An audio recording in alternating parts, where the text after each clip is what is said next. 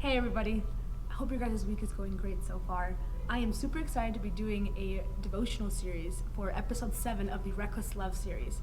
In preparation for this, I've been reading a book called Jesus Freaks by DC Talk, and I feel it would really tie into what Chris and Pastor Justin are talking about during this series. We're going to be focusing on the story that shows off the lyrics, I couldn't earn it, I don't deserve it, and yet you give yourself away. Let's do it.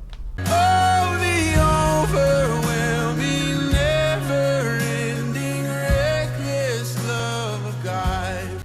So like I said, I'm super excited to be sharing a devotional today because Reckless Love is one of my favorite songs personally because it constantly reminds me of how powerful and overwhelming God's love for us is. The definition of reckless, as we know, it says without thinking or caring for the actions of our consequences.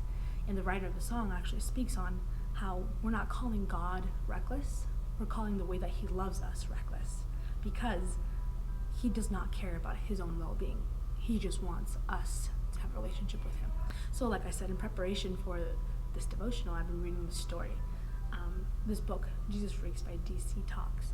And in this book, it speaks on countless individuals who have given their life up for their faith. And there was this one story that really resonated with me. It was during the time of China's Cultural Revolution in 1966. Some people call it the Red Guard era.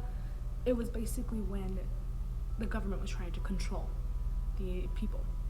And so during this era, anybody who opposed the government was oppressed. They were shut down. For example, teachers were imprisoned, colleges were shut down, and of course, religions were shut down. So a whole bunch of churches were closed down. And in this story, there's two Christian girls. I don't want to butcher their names, so just going to be right over here. But there was these two Christian girls who were sent to prison.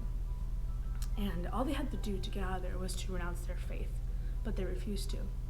So the government, just to torture them, they actually sent their pastor to prison as well. So all three of them were sent to prison and they were sentenced to die.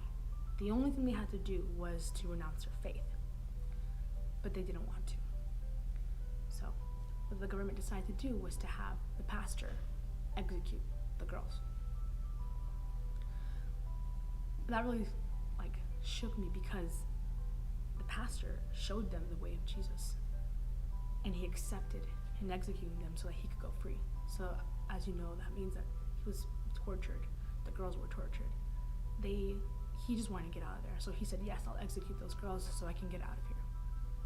So on the day of the execution, in a moment where you expect the girls to cry out their pain, cry out their betrayal, they did the complete opposite.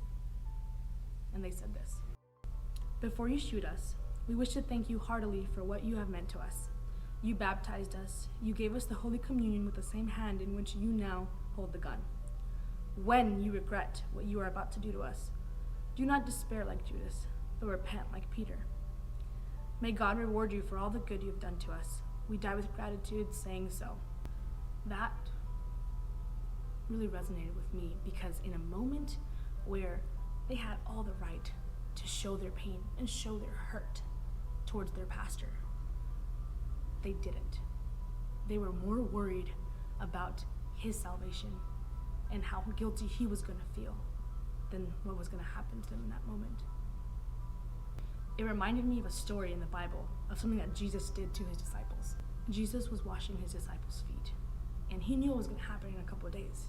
He knew he was going to be taken, but he still wanted to wash his disciples' feet. Some people opposed, like Peter. He said, "Don't wash my feet, I'm not worthy of it." In John chapter 13, he said, "I have given you an example to follow. Do as I have done to you, and since I, your Lord and teacher, have washed your feet, you ought to wash each other's feet." So he washed the disciples' feet so that they could wash other people's feet who didn't deserve it. But you know what really got to me when I read that? Judas, the person who betrayed him, his feet were also washed. That's what we should strive for. Judas didn't deserve to have his feet washed.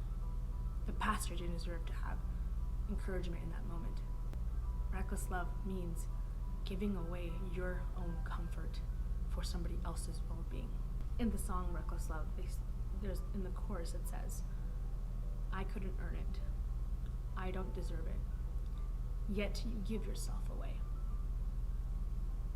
And that's what should constantly be in our minds, because no matter what we do, we're never going to be able to earn God's love. But God's love is the one that is life-changing. When someone sees somebody show off reckless love, that inspires them to give that love as well. I'll leave you guys with a verse from 1 Corinthians chapter 13, a very famous verse talking about love. Love, God's love in us, does not insist on its own rights for its own way, for it is not self-seeking. It is not touchy or fretful or resentful. It takes no account of the evil done to it. It pays no attention to a suffered wrong.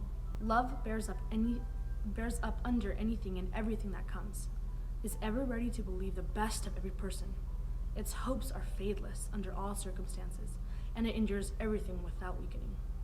How do I use that reckless love to show off your love to other people so that they can be radically changed and loved and know that they're loved? Love you guys. Have a great rest of your week. I couldn't earn